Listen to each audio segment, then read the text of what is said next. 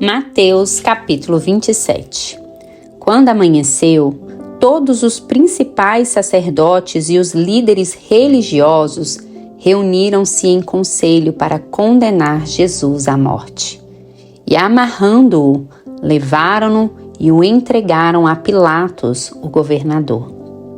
Então Judas, aquele que o traíra, vendo que Jesus fora condenado, sentiu remorso e devolveu as 30 moedas de prata aos líderes religiosos, dizendo: pequei, traindo sangue inocente. Eles responderam: que nos importa? Isso é problema teu. E depois de atirar as moedas de prata para dentro do santuário, retirou-se e foi enforcar-se. Os principais sacerdotes pegaram as moedas de prata e disseram: não é permitido colocá-las no cofre das ofertas, porque é preço de sangue. E tendo resolvido em conselho, compraram com elas o campo do olheiro para servir de cemitério para estrangeiros. Por isso, até o dia de hoje, aquele campo é chamado Campo de Sangue. Cumpriu-se então o que havia sido falado pelo profeta Jeremias. Tomaram as 30 moedas de prata, preço do que foi avaliado, a quem certos filhos de Israel avaliaram, e deram-nas pelo campo do olheiro, assim como me ordenou o Senhor. Jesus ficou em pé diante do governador, e este lhe perguntou: tu és o rei dos judeus? Jesus lhe respondeu: é como dizes.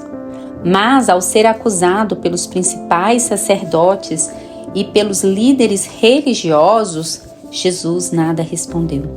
Pilatos então perguntou-lhe: não ouves quantas acusações fazem contra ti?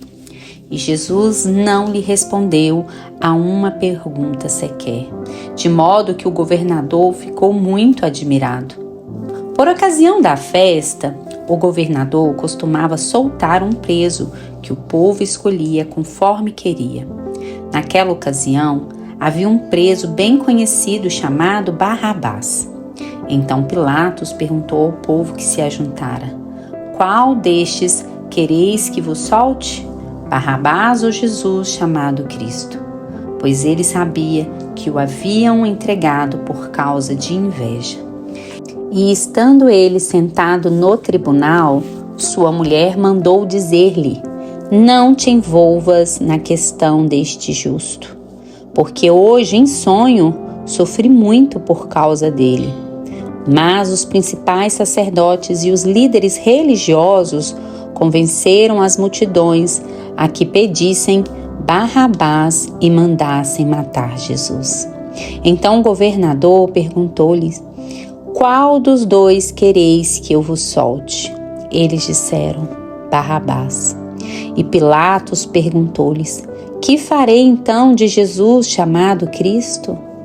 Todos disseram: que seja crucificado.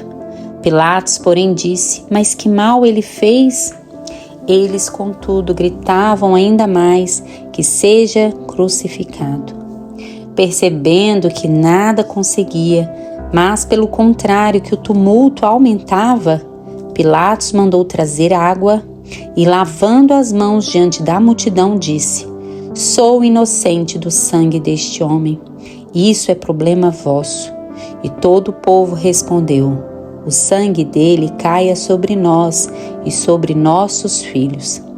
Então lhe soltou Barrabás, mas mandou espancar Jesus e o entregou para ser crucificado.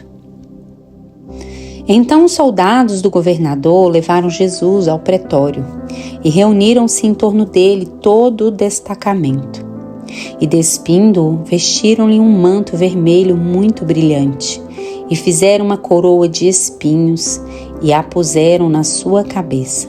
E na mão direita um bordão, e ajoelhando-se diante dele, zombavam: viva o rei dos judeus! E cuspindo nele, tiraram-lhe o bordão, e com este batiam na cabeça dele. Depois de zombar dele, despiram-lhe o manto, puseram-lhe suas roupas e o levaram para ser crucificado. Ao saírem, encontraram um homem cireneu, chamado Simão, a quem obrigaram a levar a cruz de Jesus. Quando chegaram ao lugar chamado Gólgota, que quer dizer lugar da caveira, deram-lhe vinho misturado com fel para beber, mas ele, provando-o, não quis beber. Então, depois de o crucificarem, repartiram suas roupas, tirando sorte sobre elas, para que se cumprisse o que havia sido falado pelo profeta. Repartiram entre si as minhas roupas, e sobre a minha túnica tiraram sortes. E sentados ali o vigiavam. Puseram-lhe acima da cabeça sua acusação por escrito: Este é Jesus, o Rei dos Judeus. E 2 ladrões foram crucificados com ele, um à direita e outro à esquerda dele. E os que iam passando blasfemavam contra ele, meneando a cabeça e dizendo: Tu, que destróis o santuário, em 3 dias o reconstróis, salva a ti mesmo, se és filho de Deus. Desce da cruz.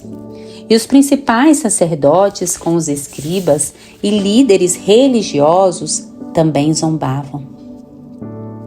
Ele salvou os outros e não consegue salvar a si mesmo. Ele é o Rei de Israel. Se descer agora da cruz, creremos nele. Confiou em Deus que ele o livre agora, se lhe quer bem, porque disse: Sou o Filho de Deus. E os ladrões que com ele foram crucificados também o insultavam. E houve trevas sobre toda a terra, desde a hora 6ª até a hora 9ª. Por volta da hora 9ª, Jesus bradou em alta voz: Eli, Eli, lama sabactani.